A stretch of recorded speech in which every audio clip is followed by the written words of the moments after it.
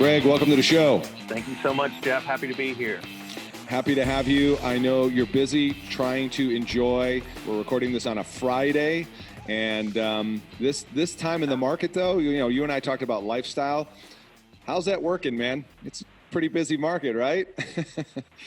Yeah, I think the nature of the mortgage business is change is constant. I think it's true in every business, but here we are, and we've had interest rates dip here in the past 7 to 10 days, and yeah, it's busy. Yeah, for sure. So real quick, give me the refresher. Where in the country again are you? Yeah, I'm talking to you out of Richmond, Virginia, right? Capital of Virginia, about 2 hours south of D.C. and 2 hours away from Virginia Beach, right in the middle of Virginia. Okay. So last time we talked, I wrote down a couple of just high points, bullet points, and things like that, things that stood out to me that's kind of unique to you for our conversation and for the listeners. One thing that jumps out, let's just get right after this, right, is BombBomb. You're a BombBomb user for 8 years. Yeah. Did you get an award from them about the longest user? Or Yeah. We were at a Keller Williams convention. I think they were there at the convention, and I said, "Well, can mortgage people use this?" And it was one of those, if you catch it early enough, it's cheap, and they have since taken over. But yeah, it's a great vehicle. I still, Jeff, probably don't use it to talk to macro enough people. I mostly use it after you and I finish this conversation, I might record a video and send it to you just saying thank you. So I'm almost using it like thank you cards or to explain a more complex process to a customer where it just doesn't work through email. Yeah. Are you using that to go over explain mortgage scenarios, closing costs, anything like that? Yeah, that's an example. Yeah, okay. It also could be some complex guideline they run into regarding, perhaps we talk about the fact that the VA just changed its funding fee, and I might record a video that then sits in our Outlook that I then am ready to go whenever that question comes. Rather than composing a long email, I can just send the client a general explanation of what's happened. And how do you find the open and watch rates with the BombBomb video emails? It's good and bad. I have no idea. I'm not someone who's sending them out to 100, and therefore I'm curious to see how many have looked. I think it's probably pretty close to 100% because I'm only sending them out in a targeted way. I see that in BombBomb, but I've never looked at it. No, I bring that up. It's interesting because I've talked to a number of people over the years about BombBomb, and I hear different things. And and whenever I hear people say that they're not getting the open rates or the watch rates, it's more often than not that I find people are trying to use it as a broadcast tool instead of a one-to-one communication. That's right. And again, I think I'm driving a Ferrari in first gear and not turning the wheel with BombBomb. I'm not using it to what it can do. But, for the subscription price, it's pretty reasonable, even the way I'm using it. Yeah. And I think the real takeaway, at least for the context of what we're talking about here, is that facilitates you to build some more deeper connection and trust with people because of the video. It's like you're almost there with them. Yeah, I'll give you an example. I recently have had 2 people who have said to me, "Hey, I'm trying to get Jeff to call you, but he won't." And I have said, "Well, what's his email address? I'll send him a video." So I would, just like we're doing right now, say, "Hey, Jeff, I'm Greg, and, love to meet with you. There's no charge for doing this, and here's where we'd be sitting." I find it really, it's just such a more personal video. Is so wonderful, as you know from your show. What a great mechanism. And that client's a lot more likely to come hang out with me and talk about buying a house. Okay. So give me a sense of, we just talked right before we hit record for 2019, 220 units, 58 million, right? By the way, congratulations. Yep. How does that, I'm getting, this is where we go naturally curious and organic in our conversation. How does that rank for you, compared to 2018, for example? Is that like a banner year for you, or is that you pretty consistent at that level? Yeah. When we talked last time, we talked about the beauty of this profession is that you set your own goals. You create your own income, and not all jobs allow that. I have flatlined at 200 units and 60 million. I think I have done it since 2012, 2013. So in some ways you could say, well, wow, that really is terrible. It sounds like you're just stuck. And I think there's some truth there. But another thing is what I'm doing is pretty consistent, and it's real simple. So, yeah, thanks. I think where I'm headed here at year 18 of doing this is how can I do 200 units a year with less drama, with fewer hours. I've made some big changes in my mortgage branch here in the past year, and this is what I'm excited about for 2020 is I'm almost, whatever I've done in the past, I'm not going to do that anymore. I'm going to try some new things. What do you mean? Any examples? Well, I have struggled with control. I think that's really common. Our name's on the boilerplate here. It's Greg Cowart, and therefore the client must have me, and no one can do it as well as me. I've been coached heavily that if someone does something 80% as well as you should let them do it. That's a great, easy to understand phrase, but I think my implementation was poor. So I have a great team member. I wouldn't be here without her. Her name's Jessie. And just starting in 2020, she's taking half of our client appointments. And it sounds crazy, but when, we had 15 clients come in last week, and these loan appointments take at least an hour. That's a lot of time that I would have been sitting in front of a customer. Now she's taking half of those. So that's just one example of me trying to not be afraid and move forward and make some progress here. Yeah. So let me ask you a couple questions about Jessie then. She's licensed? Yeah, Jessie's licensed. Jessie started with me probably at age 21, and she's 29 now. So what was she doing before? Yeah, it's a funny story. My boss, she had waited on my boss for a long time at a restaurant, and they said, come on in and interview with us, and here she is. I kind of saw that she had a spark. One of my other great team members kind of pulled her in, and she's kind of grown up in the business. So it's so fun to watch her grow and help her make a great income and watch her skills improve. That's probably my favorite part of this job is watching my staff grow. I'm somebody who has always hired young people. Always. I just generally don't hire experienced employees. So what is her role, title? I don't know if she's junior or support specialist, or how do you identify her? Yeah, so we're running for the first time ever a 2 loan officer team. So she would be a loan officer on the Cowart mortgage team, and is not inferior to me. Maybe a little bit more internal loan officer than me, because I tend to be in charge of the relationships, but we're encouraging her to go ahead and continue to reach and make relationships as well. So she's a commission employee. So she would be paid a percentage of the BIPs available. So I would decrease my BIPs and she would take a percentage. So it's a pretty traditional setup. Yeah. And so right now she's handling about 50% then of your business. That's correct. That's a change. And it is weird to think that there's clients. In fact, just recently I walked into a loan appointment and I just wanted to say hi because my name's on the door. And they not only did not know who I was, they didn't want me in the room. And even though all of the materials say the Cowart mortgage team, Jessie's their person. And I find that so true that whether you work at Wells or you work at Joe Mortgage, they just want to know who their mortgage person is, who their loan officer is. And I think sometimes, first of all, I think that's good news for someone who works at Wells because they probably don't care that they're at Wells. At least I've found that. And that's also good news if you're no-name mortgage company. They just want their person.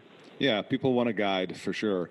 But was there any kind of scripting, articulation, or a process for introducing Jessie on your team? And just to give you some context is, I've heard in the past where loan officers are trying to build teams and, they have somebody like Jessie, whatever, now start to interface with agents, for example, and some agents get their feathers ruffled. So did you have to address that at all?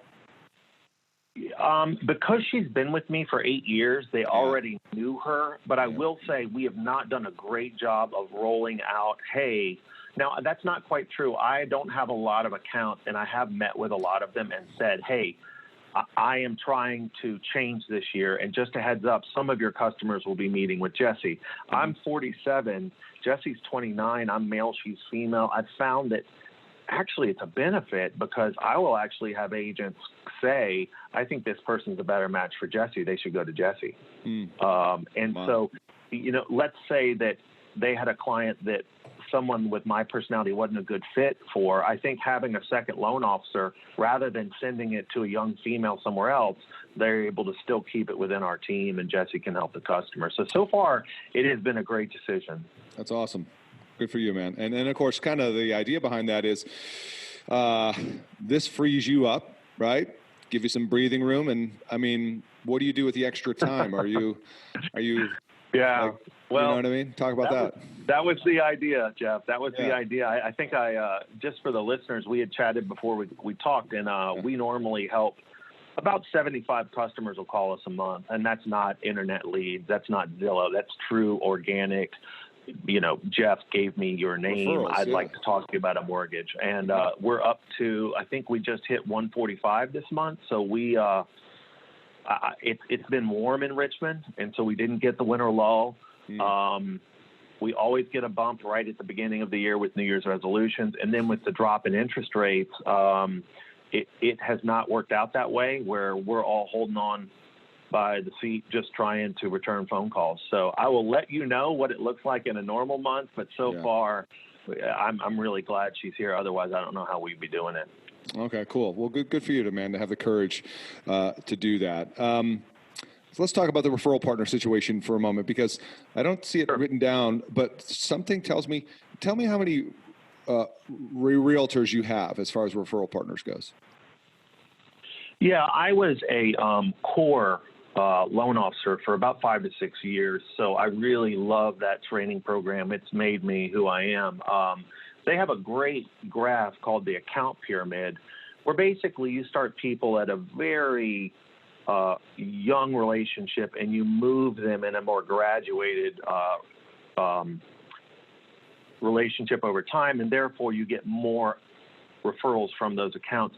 Sadly, my pyramid is just up at the top. I think I probably have 6 big referral partners that are realtors, maybe 4 that refer sometimes. And then just from doing this in this town for 18 years, I have a lot of people that just occasionally will send me somebody. And then I now have 2 builders I work with as well. So that's it. Okay. Of the 145 organic referral partner driven leads coming into your pipeline, can you give us kind of an assessment of like where they come from based on that pyramid, like how many's from that top 6, et cetera? Yeah. Through that training program, I learned to know my metrics. I know that very well. It's 30% builder. Mm-hmm. It's going to be about 30 to 35% realtor. And then the remainders are going to be a mix of past clients, past client referrals, or what I call kind of business sphere. This could be sphere of influence. This could be divorce attorneys or networking groups, that sort of thing. So it's very close to a 30-30-30, if you will, model, Jeff, that I'm running with builder a third, realtor a third, and then past client, sphere of influence, and business relationships. That sounds like a nice diversification, right? No risk exposure, not too many eggs in one basket. That's the exact idea. The challenge can be if you choose to enter the builder space, which is, I would, if anyone who's listening wants to talk about why not to go in the builder space, I would love them to call me. I'll tell you many reasons, but it can take you over. And I've seen a lot of lenders be over-reliant on builder business because it's the loud chick in the nest that's screaming the loudest, and you keep feeding it to the detriment of the other items. That's a real risk in our business. Yeah, and so my style is I don't want to just leave that there. I want to unpack that just a little bit. Because I talked to a loan officer just the other day. She's in Orange County, California, and she has experience in the builder sector. She did it for quite a long time, but then got out and now coming back in, and that's like her number one focus. So for those that are listening and thinking the builders are it because they're tired of realtors and all that stuff, right? What advice would you have for anybody like eyeballing the builders, thinking like, man, if I could just get that's the sweet spot, fish in the barrel, right? Yeah, great question. Well, first of all, know that I run the company I work with. I love my company. It's NFM Lending, and they run more of what we call like a P&L branch model. So I have control over profitability. I really care about pricing and how we price and the profitability of our loans. So I probably feel it more than a company where you're just a loan officer. The truth is the builders want a piece of your pie. And we're having to surrender money to builders to help towards closing costs, so the client will even call us. Now, if you could find a builder that would pay for all of the closing cost incentives and not ask you to contribute, then this whole piece of what I'm going to say wouldn't matter. But it's a low revenue. Now, the loan officer of me loves it because I get a commission on it, which is consistent per, Dodd-Frank. But from a company standpoint, when you're giving away money to these builders consistently, you do need to know this is a low revenue relationship. So that's one warning. I think the other problem I have is the sense of competition. The site reps tend to think that they own you and tend to think that they can do or say whatever they want to say to you, because if you don't answer, I have two other people that will. And I've always called the relationship very much like an abusive alcoholic relationship where I'm never quick enough, I'm never low enough, I'm never good enough. I often have found that sometimes I'll even just get blamed for stuff that I didn't really, it fell apart, but it wasn't because of the mortgage. So you got to have tough skin if you're going to work with builder. And I've been doing builder now for probably 10 of my 18, well, probably more than that. And our saying is water off a duck's back. You just can't let your feelings get hurt, because it is it's a real punch counter punch world working with builders. If you had to choose between giving one business source up, builder or realtor, great, which one would it be? It would be builder. And my team is saying to me, and I don't know this, you got to remember, the loan officer needs to remember that behind them, there's so many people who touch the file, but these files, I'm being told, are taking 2x, sometimes 3, the amount of time of a traditional purchase file. 1, because they happen over 6 to 9 months. 2, because you have to double process them, you have to double underwrite them, and candidly, you have to double originate them.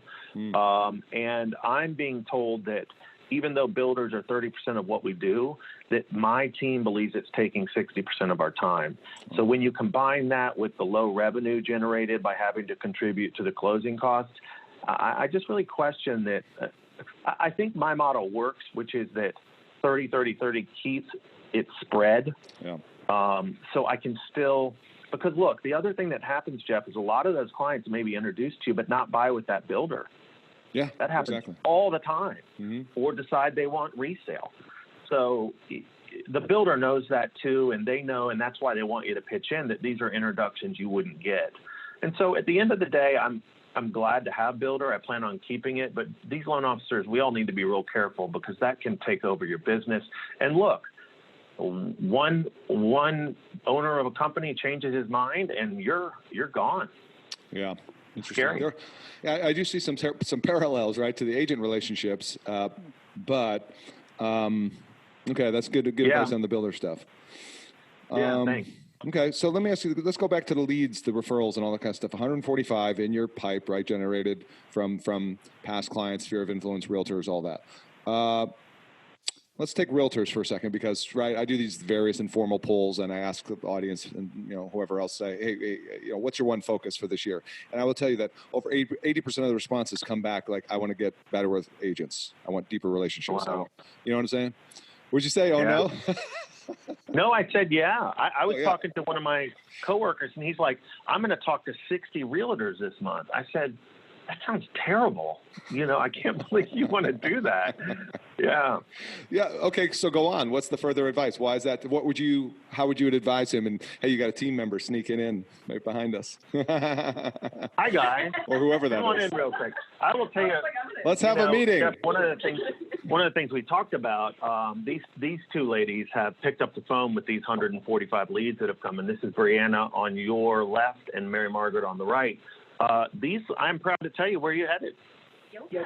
They're going to yoga. Oh, no way. I'm jealous. Now, what time did you come in the office this morning? I was here at 6:45. They were here before 7. So, but one of the things we're doing this year is really trying to have accountability within our team to use the mortgage lifestyle to our advantage, which is we're not in a formal corporate setting. You know, you can wear yoga clothes, and if you want to come in at 6 and kick out at 4, then that's fine with me as long as customers are happy and we close on time. So have a great day. Thank you.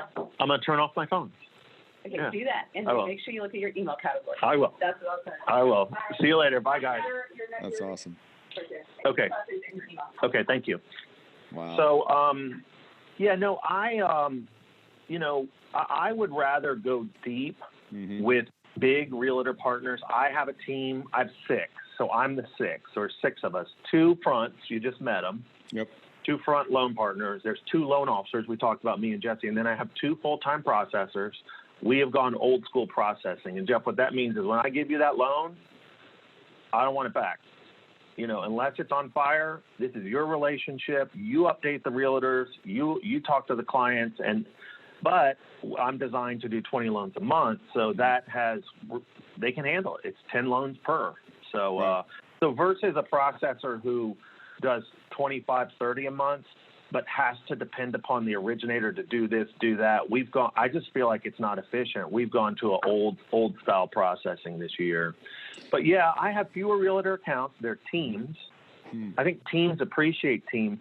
Some of my good individual realtors don't like my team because they don't get me. Right. A team appreciates that each person does a little piece of it. So I would, if I was a single loan officer, I would go with after single realtors. And if you're a loan officer who's a team of 3, I would go after a realtor who's a team of 3. I'm a loan officer who's a team of 6. I tend to look for bigger realtor teams and really pour in. They actually don't have a choice. They're going to work with me. It's just when. Because I'm just going to keep talking to them and keep calling them and keep sending them a video. But you don't need many. I think you need 5 good realtor teams and you're rolling. So of the 5 agents, let's just call these elephants or whales, whatever. I'm trying to get a sense of like their volume. Are they the mix of listings versus buy sides? Do you tend to work more with the buyer's agents? I'm going to throw a lot at you. And are you entering the discussion if you're marketing or prospecting to a team? Are you starting with the listing agent because they tend to be the chief? You know. What do you say to all that? Yeah. I think yes to everything you just said. My relationship's usually with the chief, who usually does the listing. I am making sure that all 6 of us meet with all 6 of them. I think that's a key tip. So meet your whole team. If they're like, hey, Greg, come meet with our team. I'm going to roll in with all 6 of us. Okay. We just had an issue where one of our realtor partners struggled with addendums. And my processor came in and said, hey, I've designed an email to show them how to do addendums. And I was like, no, you're not sending that. You're going over tomorrow morning with coffee and you're going to sit down, because my team's great. And the more I can leverage how great they are by getting them in front of the realtor partners, they don't really care about me. They care about Brianna or Mary Margaret. So I generally will go after the listing agent, keep that relationship. But when we're picking up the phone, you're right. It's the buyer's agents who are calling me. They're often more of a beginner. Okay. So a common issue I hear from my listeners, and I know you've dealt with this in your career, is when you are pursuing these teams or listing agents per se, or you're trying to cross-sell listing agents, that's the usual knee-jerk reaction is, hey, I'm just a listing agent, right? So any advice for how you market to a listing agent, be it on the other end of a transaction, because their sellers need to buy, right? Or any general advice in terms of, is it a different approach to listing agents?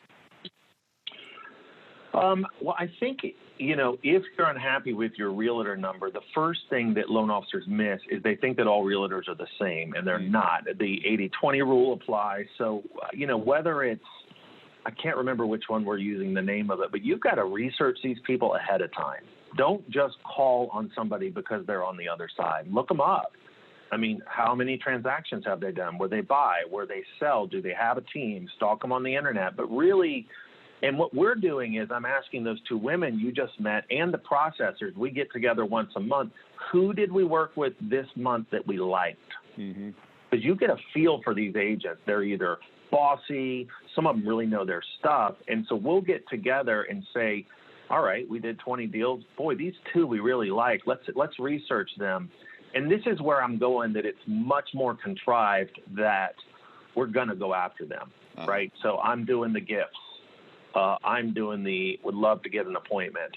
But also, you know, I think what we miss is the human condition that we're all habitual creatures. And so I think if you, as the loan officer like myself, will just call and not call and ask for business, but just call. Hey, Jeff, it's Greg. Hey, you know I'm interested in working with you. I just call and do you have any mortgage questions I can help you with right now? Cool. Awesome. And you know what I find so often? They'll say no. And then I'm like getting ready to hang up. And they're like, wait, there's one thing going on in one deal. What do you think about this? And now we're in conversation. Cool. I may call from time to time. See you later. Chick. And so I don't even like ask them to dance with me. I just call. Be of service. That's right. Be of service. Yeah. And I may have Mary Margaret go deliver them Chinese lunch for no reason one day. I mean, you just assume that we're going to work together. It's just when. Well, I have a great lender. Awesome. Let's not forget, there's a certain amount of courting that has to happen. No doubt. You know? No doubt. That's right. And people tend to like overlook that or forget it, or in today's world of like short attention span and everything's rushed, you know, they skip that. That's right. And here's what the truth is. We're all horrible at follow through.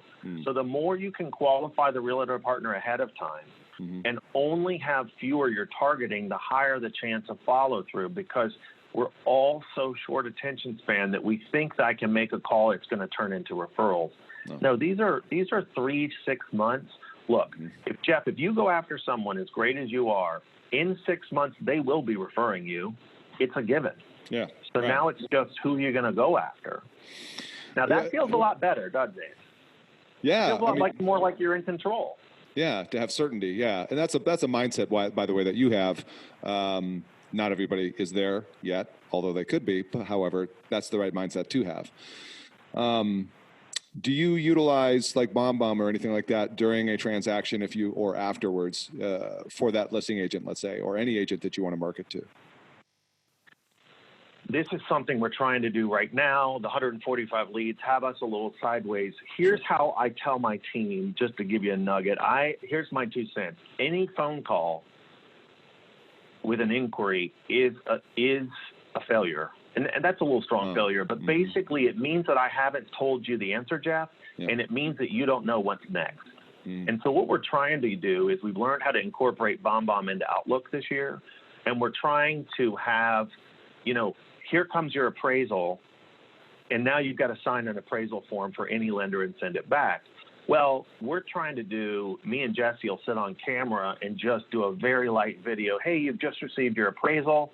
You're getting this video. That means that everything's okay. But you paid $500 for it. Let me give you 45 seconds on what's in an appraisal. Okay, we're done. Call with any questions. Congratulations, your appraisal's in. So we're trying to, I'm just starting to realize my emails aren't getting read. Honestly. I feel like I've told someone something, but they're saying they didn't find it out, and there's a disconnect there. And the disconnect is I'm using a tool that's not working. People aren't reading email. Or there's do they understand contextuality over just a text over message? Yeah, over an email. Yeah. Right. That's really cool, man. I like that. Are you actively pursuing any new agents at this time, or are you just sitting tight on the ones you have? I think for my beginning loan officers, and I mentioned to you that I have made changes. I used to have a branch, so I used to have 4 or 5 loan officers who worked here, not for me and my team, just within my branch. I've since decided I didn't want to do that anymore, and starting about 4 or 5 months ago, I'm just focusing on myself, and that was a very hard decision that came a lot of introspection. And anyway, Ask the question again. I got lost. Are there any? Are you pursuing any agents right now, actively marketing? I am now seeing the always be selling, kind of always be courting, that I'm not doing it enough. And I do have a couple of agent teams that have been huge contributors in the past who are falling off. And when I call them and I'm like, hey, are there other boyfriends or girlfriends? They're like, no, we're sending you everything we got. And I'm like, oh. And I'm like, I guess you're just doing a lot more listings. So what I am realizing is as I've gotten older in this business, my agents are becoming more listing agents. Mm-hmm. Sure. Yes, we have committed to restoring the account pyramid a bit more and to start moving some folks up. And so what we're talking about today, I'm excited to actually go make some new relationships. And what is your approach when you say go make new relationships? There's 50 different ways we could do this. I'm just curious while we're on this thread, what does that mean to you when you say go make new relationships? How would that look like? If I've shadowed you for a day, what would that look like? Well, one, it would look like Friday today we did our realtor update calls. So it would look like when I call the selling side, I'm much more likely to be open to relationship and really listening to Jeff and maybe asking that extra question to see if this is one relationship. So I am using the transaction to date around.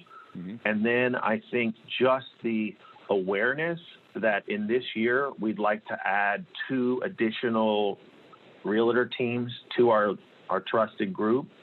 I just was at lunch with one of the realtor team's heads. We went to a Thai restaurant, and there was a guy that I thought I wanted to court, and he on his own brought him up. And I learned that this is a internet guy, and I've decided I don't do internet realtors. I've done it. I've tried it.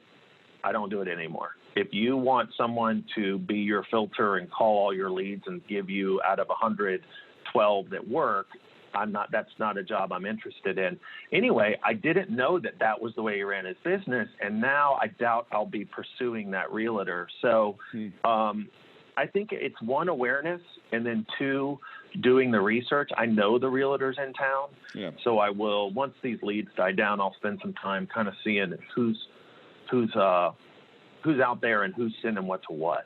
Sure. Do you happen to, like with your core group, your top 6 realtors, or 5 or 6, do you intentionally, plan on business planning meetings with them, either as a group or individually, quarterly, something like that? I do. I would say quarterly. I would encourage loan officers to do that, not through a desk. I mean, I just had a good realtor partner, John, sitting here, and it was a funny meeting because he went through his 2020 business plan with me, and it took like an hour. And I gave him feedback. It was great. And I was all ready to give him mine. And he shook my hand and kissed me and walked out the door. And it's like, oh, this wasn't that. This was just him. This is all about you, man. Yeah. So, but no, I would encourage loan officers to say, hey, let's go take a walk. Let's go to a park, take a walk. Let's go bike together. Let's play tennis, squash, racquetball, whatever the thing is. Yeah. I think that the more we can let them see us outside of this stuff, desk, I think that's really been a breakthrough for me to make deeper relationships. There's not a realtor I work with that I haven't been in their home. Really? Yeah. Even the ones on the lower end of the pyramid? No. The top pyramid. My upper pyramid. Yeah. And for the first time this year, talk about breakthroughs. I have this whole thing where I keep my personal life separate from business, but I actually did my first ever big party at my house and had all my realtors come over, and that was something that was really scary for me. And it went all right. It went well. So we're going to try it again next year. Well, no, you raised such a great point there, though. I love how you articulated that. We need to let the realtor see us outside of the business environment. By the way, golf is a great way to accomplish that. No doubt. You cannot find anyone to play. I do play, and I'll buy the tournaments. Yeah. I can't find anyone to go golf. Really? Oh, wow. Here in Richmond, yeah. But now we've got all these Top Golfs and these golf in a box. That's an easier way to do it. Top Golf, yes. It is. Because that's an hour versus like 5 hours, you know? It is. It is, with a plate of appetizers and a glass of wine, too. Right. Yeah. That's awesome. Well, I'm glad we hung out there for a while because, there's so much attention around technology and online and internet leads. And I do think it has its place. But my advice to, and, you're well seasoned, my advice to loan officers is, don't get lured in by that. I tend to fall back on the stats. So let me just throw this at you, right? You know this as well as I do. So in the U.S., there's roughly 5 million transactions a year, according to the NAR, home purchases. Well, according to the NAR, realtors are involved with 80+% of those. So that's a pretty huge number. And yes, we want to, when possible, get to the customer first. However, I like to get in front of the flow of a wave. You know what I mean? And how much of that wave can I take off? Can I grab for me as that wave is passing by? And somebody was just sharing this with me the other day. Tell me if you agree with this, is the referrals, all the mixed emotions that come with referrals and realtors and all that kind of stuff. It is still your highest profit, lowest effort, air quotes. I'm not saying it's easy. You don't have to work for it. I'm saying it's a different sale than an internet lead, all that. And it's your highest ROI and probably best future referral source. The referrals versus cold business. Agreed? And my favorite, like on my team, we're all about past client referrals. Mm-hmm. We're all about past clients coming back. But I got to remember, every one of those probably came from a realtor in the first place. Yeah. So to your point, realtors are also giving you the gift of future business aside from just that transaction they're giving. Yeah, that's where this is at. And could you be a mortgage person and not work with real estate agents? Most definitely. I would ask why. And if you say I don't like realtors, I would say there's probably 5,000 of them in your town. Keep looking. There's some real winners out there. But there are a lot of pretenders, no doubt. Okay, we'll just leave it at that. I was just going to go. Time to get off that thread. All right, I'm looking back at my notes here, see if there's any last points I want to make before I set you free, because you got 145 leads to follow up on. It's a good problem to have. Yeah. Yeah. Where are you at now? Let's just close it out at this point. You're at how many years in the biz now? 18. 18 years. How much longer do you want to be in the business? Man, that's a really good question. I go through love and hate with this business. I think a lot of loan officers could relate to that. Yeah. As I'm in year 18, I really love it. I love it for what it's able to help the people who help me do in terms of their income and their quality of life. Also remember, Jeff, we help people through a really stressful transaction that they're only going to do 4 times in their lives. I mean, I come from a counseling background. I used to be a school teacher. I've got a master's degree in counseling. This is my helping profession. Yeah. I mean, this is how I see it. This is how I love on people. And I get paid really well to do it. And I get to run my own business. So, yes, it's a hard business. But if you're in it, I just think you got to be so grateful. Now, be careful. It will eat you up. And, you and I have talked a touch about this year. I've got to find a way to do things different and work fewer hours. More is not better. If these loan officers are looking at me and saying, oh, he does 200. By the way, there's a guy who does 600. But 200 is no better than 100. It's all the lifestyle. And I think loan officers, especially in the early years, think that it's all going to be so much better when they have more units. I would tell them not at all. In fact, it gets worse sometimes if you have more units. Pick your lifestyle and then reverse engineer how many relationships and how many transactions it takes to live that lifestyle. But be careful about thinking that more is going to be more, because I'm actually this year, I think I'm learning that more is less. And that less is more. And I actually want less this year. I want less relationships. I want less employees. I would say maybe you want less loans. The problem with 145 leads, I really want 50. Yeah. I want 50 leads and 100% conversion. Right. Or what about 20 leads and 100% conversion? I mean, that's really mastery. So, just, but I want to stay in it because I think it keeps teaching me so much, but to answer your question, if I got another 10 years in me, I'd be surprised. This is a high burnout field, but I am open to, if I can learn to adjust my expectations a bit more, to be much less unit driven or income driven and much more quality driven. Like, that's one of the things I've loved about talking with you, is you really take the time to connect. You're a gifted listener, and if I'm getting so busy that I'm not doing that, I'm too busy. Mm-hmm. And honestly, looking back over the past couple of years, I've been too busy. Yeah. So let's slow it down. In this weird world, in some ways, the less you do, the more you'll gain. Mm-hmm. So I love it. That's kind of where I am. Yeah, I love that. That's great advice, man. Thank you so much. You answered that perfectly. You're welcome. Yeah, thanks for getting the opportunity to answer it. You're such a good listener. Oh, thank you. This, for me, it's a labor of love to do this. You know what I mean? It's kind of a passion play. It's not like I'm getting, paid to conduct these interviews, but it's the pass through, pay it forward thing that happens, in the industry. That's the reward. So, well, it's been great meeting with you. And when I go on my walks or bike rides, I love to listen to these kind of podcasts. And I'm sure there's so many people that really, you're changing lives by just letting us talk to each other in this weird third-party way of talking through you to each other. So yeah, thank you for all you do, man. Yeah, hopefully we'll meet up at an event in the near future here. Let's do this. I'm going to let you go because I know you're busy, but if anybody does want to reach out to you, what would be the best place to do that? Website, email? What do you suggest? Yeah, that's great. My name's Greg, and my last name is Cowart with a T. So C-O-W like a cow, and then art class. Just go to my website, look me up. My cell phone's right there. You can text me or call me. I'd be happy to answer any questions anybody has. That is a funny thing about this business, is whether it's Core or you here today, we're all on such an island, but yet I do find the loan officer community is really good about, unless it's in your backyard, right? Because then we get a little weirded out. But, if a woman in Des Moines, Iowa wants my help, why not? So, please, if I can pay it forward, I'd be happy to.